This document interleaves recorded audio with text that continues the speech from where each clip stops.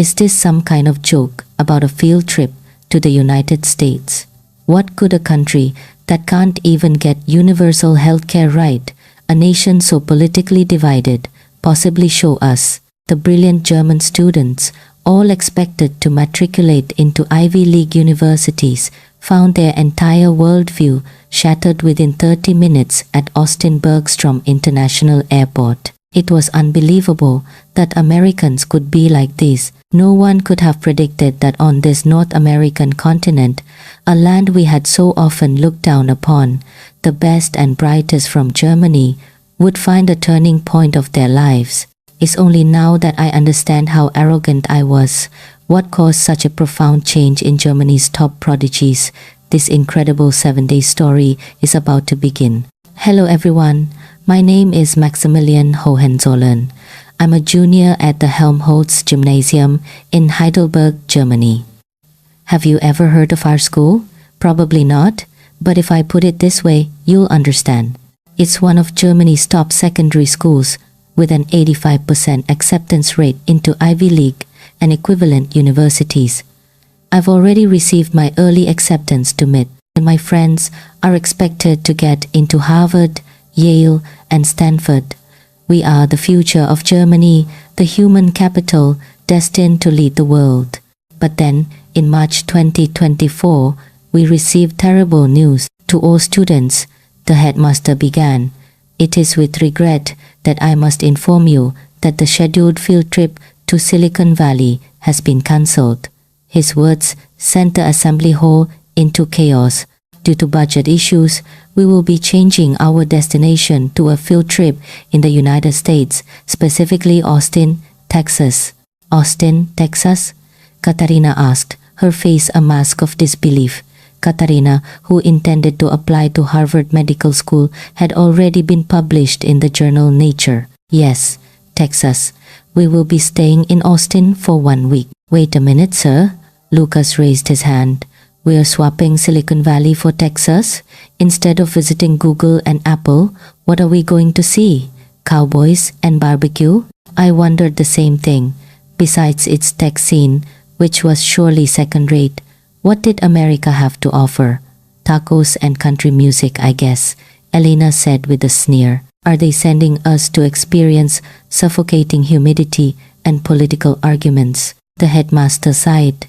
Everyone, the United States has a great deal to teach us. Teach us what? I asked. We are about to enter the world's top universities. What could we possibly learn in Texas? That night, the dormitory was in an uproar. This is insane, Katarina fumed. I'm swamped preparing for my Stanford Med School interview, and now I have to waste a week in America. Seriously, I could be using this time to prep for the urban design competition, Lucas complained.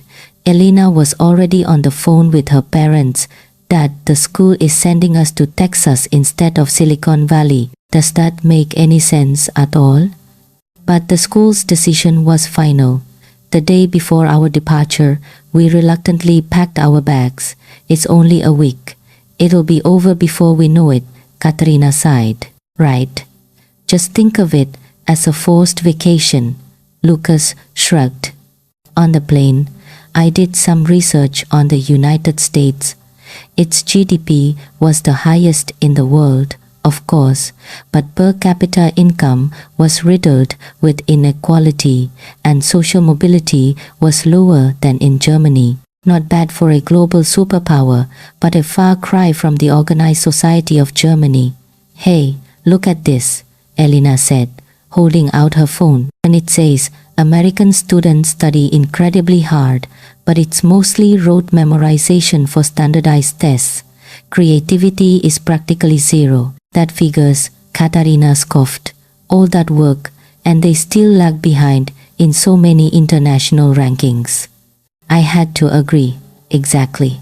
You have to study efficiently, like we do. What's the point of just studying hard?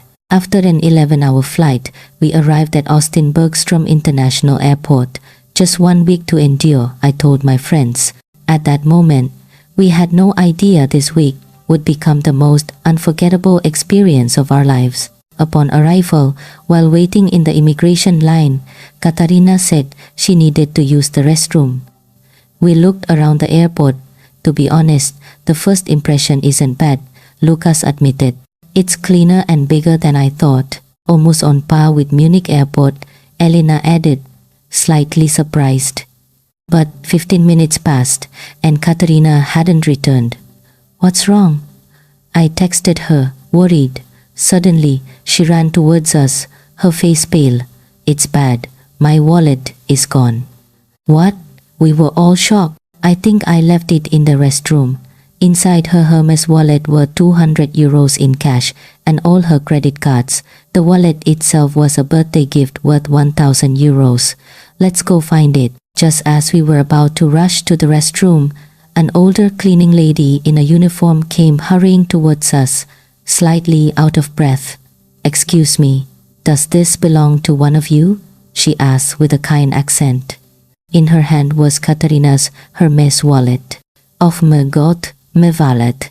Katarina was so relieved she was close to tears. She opened it with trembling hands and her eyes widened. Everything was there. The cash, the credit cards, nothing was missing. The cleaning lady smiled. I'm glad. You'll be more careful next time, honey. She then turned to leave, not asking for any reward. Wait, please. Katarina quickly tried to pull a 100 euros note from the wallet, but the woman waved her hand, refusing. No, it's okay. It was the right thing to do. We were all stunned. How is that possible? In Berlin, it would have been gone for good, Lucas said in disbelief. Elena was equally astonished. I was speechless. This was unimaginable in Germany. A 1,000 euros wallet with cash inside returned completely intact. As we went through immigration, we were still talking about it. Are all Americans like this? Katarina wondered, still in shock. What was even more surprising was the immigration process itself. The automated system was fast and incredibly efficient. Wow, this is faster than in Germany, Lucas remarked. After collecting our luggage, our American guide was already waiting for us. Hello, students from Helmholtz Gymnasium. Welcome to the United States, he said with a wide grin. Remarkably, our guide, Jake, spoke fluent German. Your German is excellent, Elena said, impressed. Thanks. I was an exchange student in Germany for a year, and my grandfather was German, he explained. On the way to the hotel, I looked out the window. The highways were well maintained, and road signs were clear with multiple languages. Austin Bergstrom has consistently been ranked as one of the best airports in North America, Jake explained. And the crime rate in the city center is actually very low. Getting a lost item back like that is pretty common here. Really? Katarina asked. What about the crime rate overall? The homicide rate is around 10 per 100,000 people, which is higher than Germany's. But for tourists, day-to-day safety is extremely high, he said. We looked at each other. Higher than Germany, but safe? And women can travel alone at night in the business and entertainment districts. Public transport runs late, and there are 24/7 convenience stores and diners everywhere. Really? Women can travel alone at night? Elena asked skeptically. Absolutely. My own daughter finishes her coding bootcamp at 10 p.m. and takes the light rail home by herself. I never worry, Jake said. Just then, Lucas whispered to me, Hey, this place doesn't seem like what we imagined. I felt the same way. Despite all our contempt for the United States, it seemed we were completely wrong. When we reached the hotel, after dropping our bags, we were still talking about the airport incident. It might have just been a lucky break, I suggested, but Katarina shook her head. No. Did you see the look in that woman's eyes? She genuinely felt it was just the right thing to do. That night, I couldn't sleep. Was this what America was really like? My sense of normalcy was beginning to crack. Our first night, we couldn't sleep because of jet lag. It was 1 a.m. and we were wide awake. I'm hungry, Lucas complained. Me too. Is there anywhere to eat? Elena started searching on her phone. Suddenly, Katerina exclaimed, "Hey, there are a ton of 24-hour convenience stores and diners around here." At 1 a.m., I couldn't believe it. I checked for myself. It was true. Around the University of Texas campus, dozens of places were still open. We were intrigued. In Germany, almost nothing is open at night. "Should we go check it out?" I proposed. "Is it safe? Will it be dangerous?" Elena worried. We texted Jake and he replied instantly, "Not at all. You'll be perfectly safe. Have fun." We left the hotel, still a bit unsure. When we arrived at the area known as the Drag near the campus, our jaws dropped. At 2 a.m., the streets were still brightly lit and people were walking around peacefully. "Is this for real?" Lucas muttered. What was even more amazing was the number of young women walking alone, wearing headphones, looking at their phones without a hint of anxiety. "That girl is walking by herself," Katarina said in disbelief. "You'd never see this in Berlin." Elena shook her head. We went into a 24-hour coffee shop, and it was surprisingly large. At 2 a.m., it was nearly full, and most of the people were studying seriously. Books and laptops covered every table, from high schoolers to university students and even office workers. Studying at 2 in the morning, Lucas's eyes were wide. We found an empty table and asked the barista when we ordered our coffee, "Is it always this busy?" "It gets even crazier during finals week," she said with a laugh. "We're open 24/7. Enjoy." Katerina looked around. "It feels so safe. And there are so many women here." Just then, a female university student at the next table turned to us. "Are you guys visiting? Where are you from?" "Germany," Elena replied. "Oh, cool. I've always wanted to visit Germany, but I heard it can be dangerous there at night. Is that true?" We looked at each other. An American thought Germany was dangerous. "You have to be careful at night," I admitted.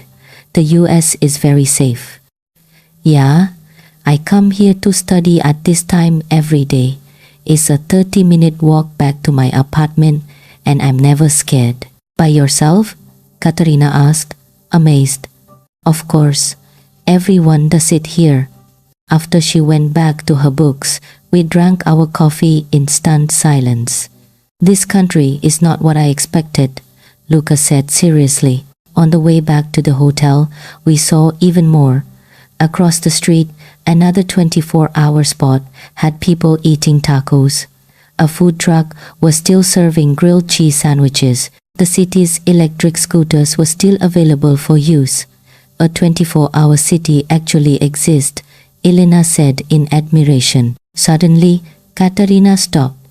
"Hey, look, across the street, 2 police officers were on patrol." "Patrolling at night," I said. But Katarina pointed to a young woman who walked right past the police without a second glance.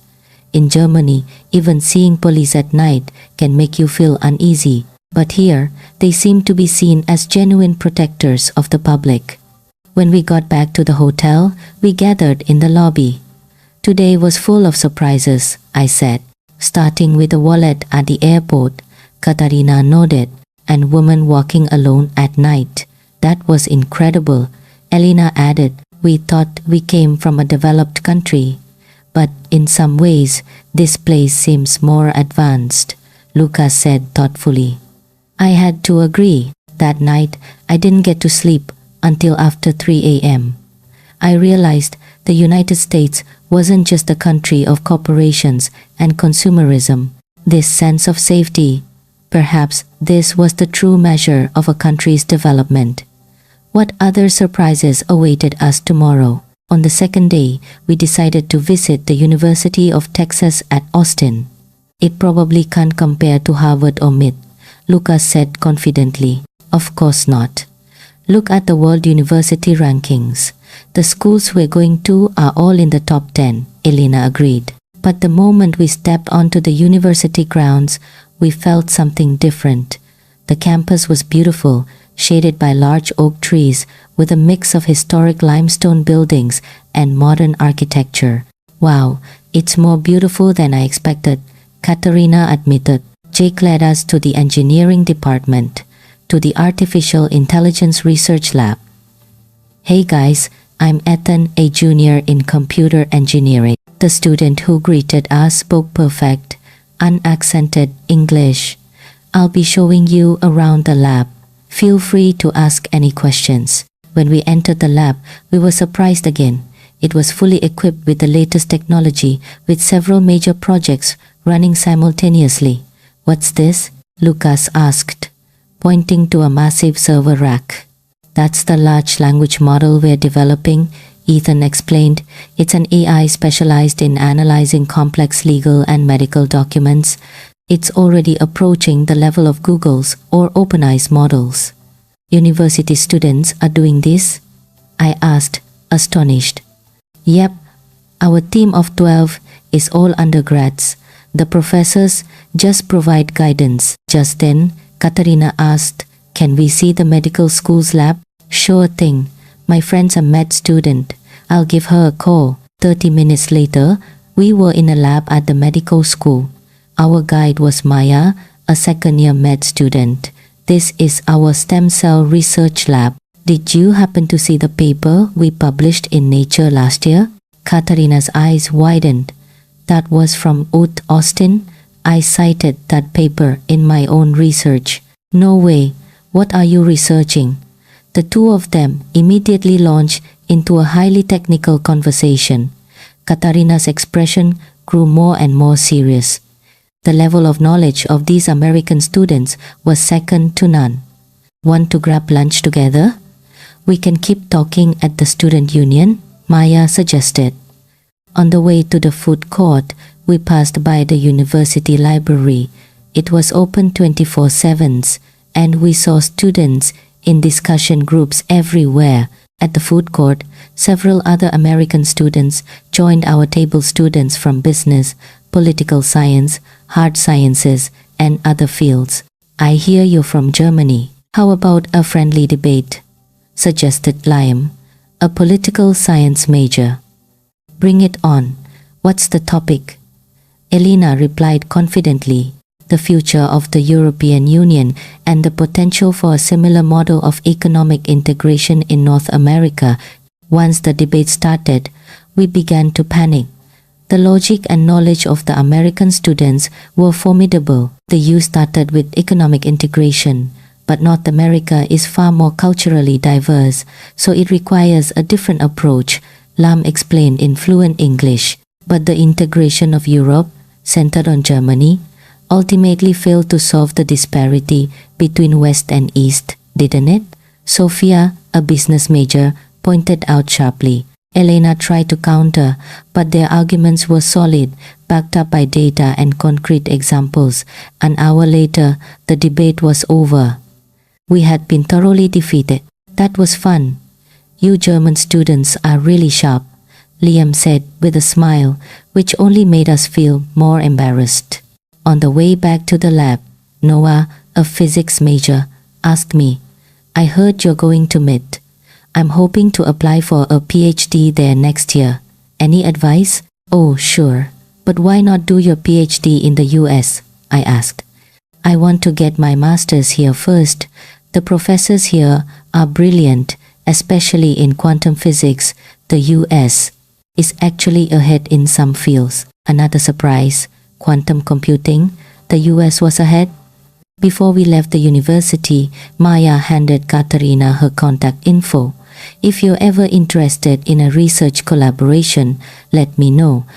If you end up at Harvard, we could even work on something together. Katarina accepted it with a complex expression. On the bus, the atmosphere was silent. Everyone was in a state of shock. We lost, Elena said, completely drained. Their English was better than ours, and it's our second language, Lucas admitted. And their research level is just as high, Katarina added. I looked out the window, thinking about how arrogant we had been, thinking that getting into the Ivy League was the pinnacle. I just realized these people are going to be our competitors, I mumbled. Competitors? It feels like they've already surpassed us. Lucas laughed dryly. That night at the hotel, we had a serious talk. We thought we were the best, Elena said. The American students work harder than us. They're more humble and they collaborate more, Katerina analyzed. And their communication skills are perfect. We thought it was a big deal to go to an English-speaking university, but for them, it's just the baseline, Lucas sighed. Ethan's words from earlier echoed in my head. The competition in the US is intense, but it makes us all grow together. You guys keep fighting the good fight too. This culture of encouraging each other, even in competition, it seemed to be the strength of this country. On day 3, we visited the headquarters of a leading tech company in a development hub outside of Austin. It's probably just an assembly plant for electronics, right? Tobias said. His father was a senior executive at Siemens, and he had a bit of pride in German industry. But as we entered the tech campus, his opinion changed completely. Is this a company or a city? Lucas exclaimed. It looked like a small town with dozens of research buildings and comprehensive employee facilities. Our guide was Mr. Davis, the head of research and MIT alumnus. Hello everyone. I studied abroad too, but I came back to the US today. I'm going to show you why. First, we visited the Semiconductor Research Institute. We're currently the world leader in producing chips for electric vehicles, and we're developing biocompatible chips that can be implanted in the human body. Biocompatible chips? Is that possible? I asked, astonished. We're in the trial production phase. We aim for commercialization within the next 2 years, he said. Tobias asked, You make automotive semiconductors here too? Of course. Mercedes-Benz, BMW, Audi, they're all our clients, especially for autonomous driving systems. We're a key manufacturer. Tobias's face fell, realizing his own country's auto industry depended on technology from the US. Next was the AI Chip Research Institute. Katerina was particularly interested. Here, we develop next-generation AI accelerators. Look at this chip. It was the size of a fingernail. With this chip, you can run medical AI models directly on a smartphone for preliminary disease analysis. It's 10 times more power efficient than the current generation. Impossible. Katarina breathed. It's already been developed. It will be released next year. Apple and Google have already placed their orders. At the Quantum Computing Research Institute, another shock awaited us. This is a quantum chip developed by our American engineering team. It's the most stable in the world. Would you like to see a demonstration? A researcher ran a complex quantum algorithm. The result appeared instantly. That's faster than IBM's, Lucas said, his jaw on the floor. That's right. The United States is one of the world's leaders in quantum computing research. We had lunch with the company's employees, mostly young engineers. Why not work abroad? Isn't the salary in Silicon Valley higher? I asked one of them. The engineer smiled and replied, It's more fun here. I get to build the world's most cutting-edge technology directly, and this region is becoming the new tech hub of North America. There's no reason to go anywhere else. In the afternoon, we visited the Innovation Showcase Center. Flexible display chips, brain-computer interface chips, semiconductors for use in space. These are just prototypes, right? Lucas asked, unable to believe it. No, they will all be commercially available within 2 to 3 years. Finally, we went to the Biochip Research Institute. You do biotech here too? Tobias asked, amazed. We are developing a DNA computing chip that can diagnose and treat diseases directly inside the human body. As the tour concluded, Mr. Davis said, The US may have its problems, but we drive the world with technology. You all must have big dreams too. On the bus ride back, it was silent again. What am I going to tell my dad? Tobias held his head. German industry can't function without the technology from here. And I thought medicine was the most advanced field. Katarina was equally stunned. What we plan to develop in the next 10 years, they are already doing now, Lucas concluded. I felt my pride in being German crumble. Germany, the land of technology, had become a thing of the past in the face of the United States. But what's more amazing, Elena said, is that those people are genuinely having fun building the future. Exactly. The look in those American engineers' eyes was so alive. It wasn't a sense of alienation, but a true passion for their work. Back at the hotel, the shock hadn't faded. Why are we even going to the Ivy League? I laughed at myself. Seriously, maybe we should just study in Texas, Katarina half joked. That night, I wrote in my diary, today I saw the future, and that future is in the United States. On day 4, we visited an elite public high school. How good can high school students be? Lucas tried to regain some confidence. But as soon as we entered the school, that confidence shattered again. At 7:30 a.m., the school was already full of students. We could hear different languages being spoken in the hallways. Did that student just speak Japanese? Elena asked, surprised. The principal greeted us. Welcome, our students are very excited to meet students from such a famous German school. The first class we observed was an English debate class. The topic, the coexistence of humans and AI. A student stood up to present in English, but I took notes in German. The development of AI is inevitable, but the creativity and emotions unique to humans cannot be replaced. The accent was perfect, but what was more astonishing was that the logical structure of his argument was on par with the graduate students. How old is that student? Katarina whispered.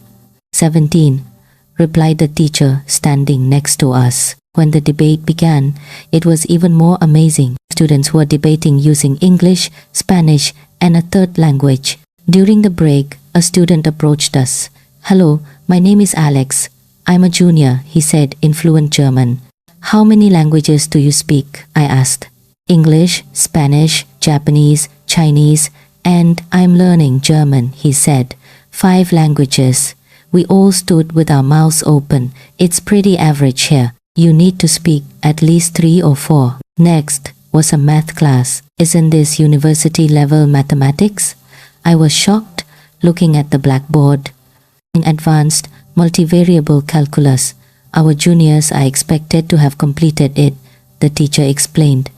A student went up to solve a problem on the board. Even though I had been accepted to MIT and was good at math, the speed at which that student solved the problem was astounding. Lunchtime in the cafeteria was even more shocking. Students were eating while memorizing vocabulary or listening to lectures through headphones. They even study during their lunch break, Elena remarked. Time is precious, a student smiled and replied. If you learn 1 new word a day, that's 365 words in a year. In the afternoon, we observed club activities. The science club was conducting university-level experiments. The Model United Nations Club was simulating a real unconference. Last year, 4 graduates from our school went to Harvard, 3 to Yale, and 5 to Stanford. The student guiding us said with pride. Students with the same goals as us, but on a completely different level of preparation. After school, the campus became even more lively. The library was packed with students studying. School ends, but most of us study in the library until 10 p.m. Then go home and study until 1 a.m., Alex explained. Katarina couldn't believe it. Aren't you tired? It's fun. Learning new things is exciting. Just then, a female student approached us. Are you Katarina? I read your paper in Nature. How did you know? Your stem cell research was brilliant. I'm also planning to apply for medical school. Can I ask you a few questions? A high school student had read and understood a paper from Nature. Before we left the school, Alex told us, "You probably think American students just study all the time. But we're studying to build a better world. You guys keep up the good fight too." On the bus, we were speechless. At their age, what were we doing? Lucas mumbled. "Playing video games, going to parties," Tobias said, ashamed. "Those kids, in 5 years," Elena started to say, "they will be our real competitors," I finished. Katarina said seriously, "We thought we were geniuses, but there are hundreds of kids like that here." That night, for the first time, I felt scared. We believed that German education was the best, but compared to the passion of these Americans, it seemed lackluster. How could we compete with them? But then, a more important question popped into my head. What were we studying for? On day 5, we visited the Texas State Capitol and the Bullock Texas State History Museum.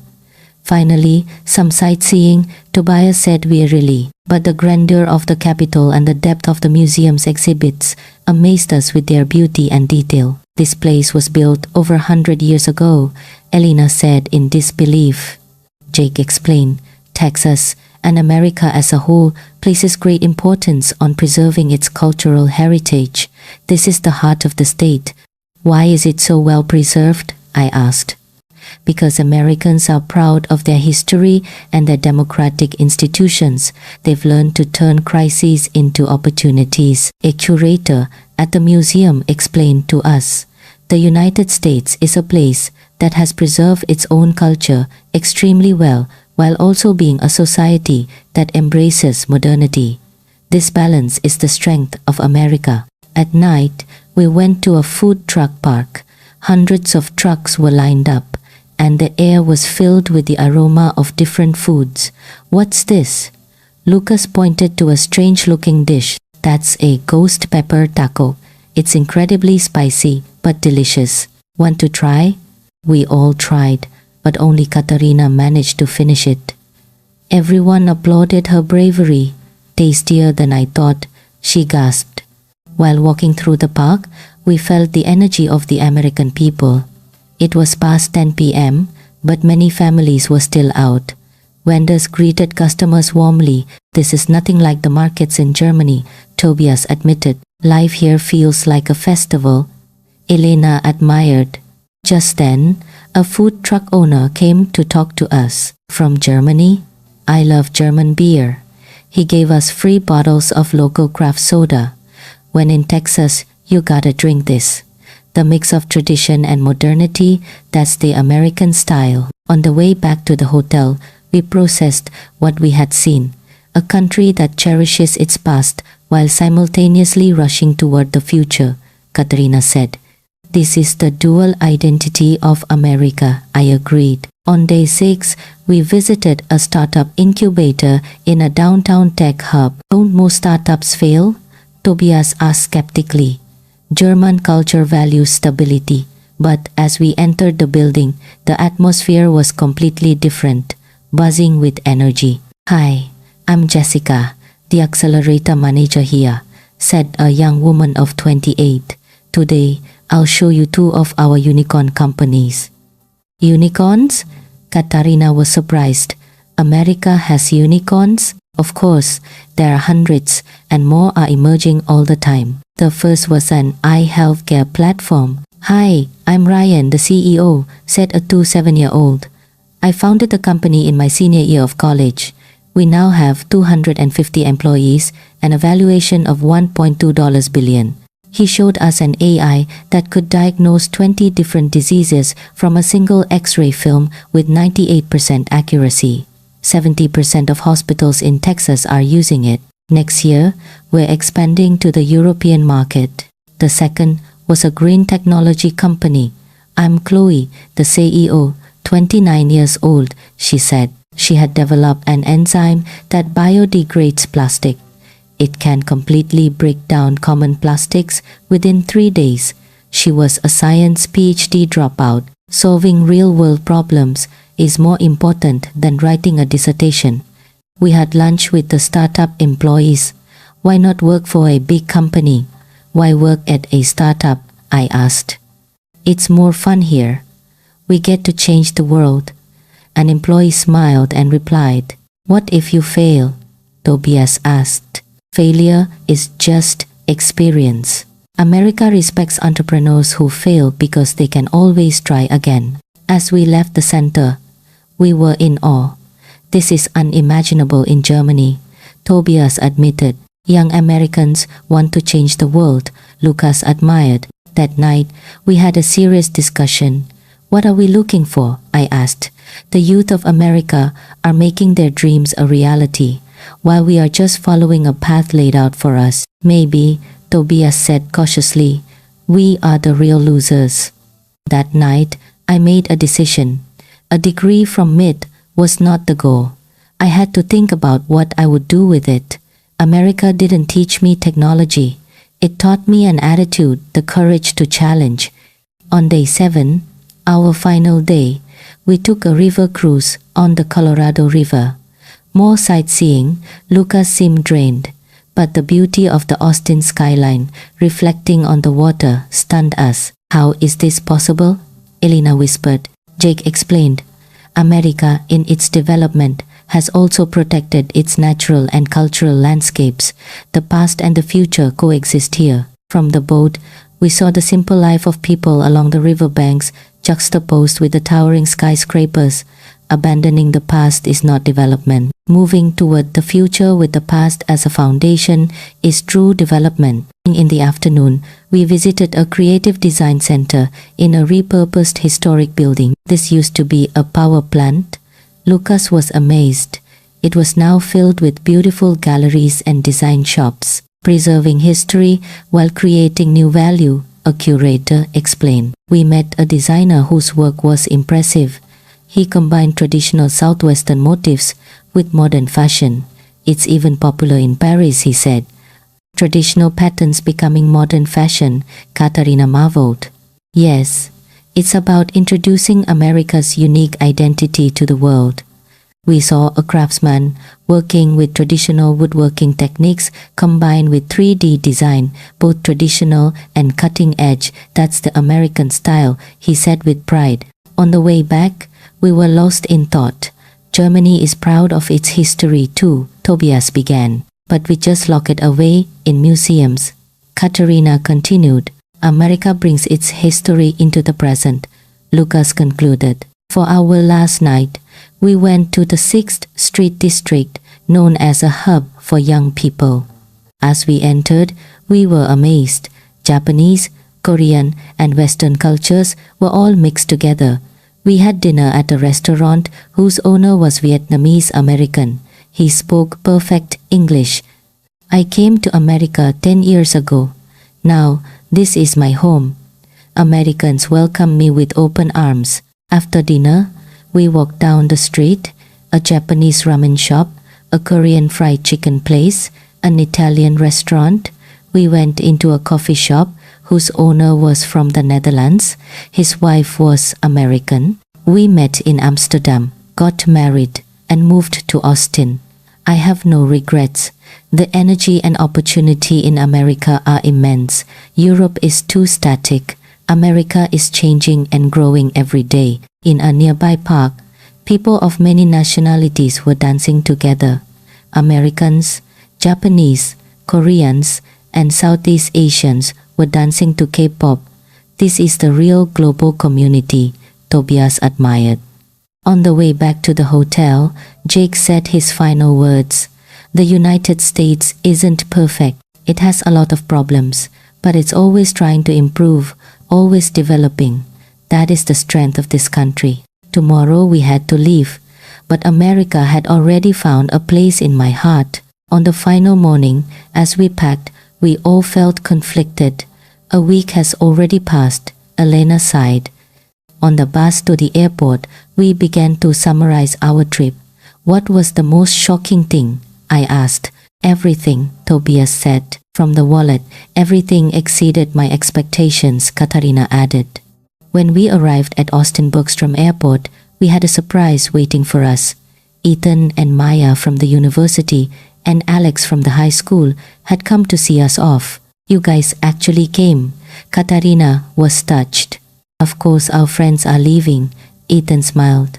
Maya gave us more gifts, souvenirs from Texas. Good luck. Alex handed us a letter written in German. Keep in touch when you get back to Germany. Definitely. E replied sincerely. We spent our last moments at a coffee shop in the airport. To be honest, at first we looked down on the United States, I confessed. We know, Ethan smiled. Most foreigners don't get to see this side of America. But it's different now, Tobias said. I understand why the United States is a country with such high potential. Maya said meaningfully, it's not just about technology or the economy. It's the attitude of the people that creates a developed nation. Yes, Katerina nodded. The American spirit of challenge, their kindness, and their hope for the future. It was time to board. We hugged and promised to stay in touch. As we entered the departure terminal, I turned back to look. They were still waving. While waiting for the plane, we had one last conversation. Did we really change? Tobias asked. We changed, I said with certainty. The us from a week ago and the us now are two different people. Yes, Elena agreed. Before, I wanted to be the best. Now I know why I need to be the best. Lucas said profoundly. America taught us humility, passion, and the value of growing together. The boarding call sounded. As I walked onto the plane, memories from the week flooded my mind. The cleaning lady at the airport, the vibrant streets of Austin at night, the debate with the university students, the futuristic technology at the tech campus, the passionate high school students, the beauty of the state capital, the startups challenging the world, the city where past and future coexist. I'm going to miss the United States, I mumbled. Just miss it? Tobias smiled. Or do we have to become like the Americans too? Absolutely, we all said in unison. The plane took off. In the American land seen from the window grew smaller and smaller. It wasn't a farewell, but a new beginning. Back in Germany, we would live our lives differently, more humble, more passionate, with bigger dreams. The greatest gift the United States gave us was a new perspective, a perspective on the world, an attitude toward the future, and the meaning of growing together. Thank you, America, I thought to myself. I hope we meet again someday, on a day when we have grown.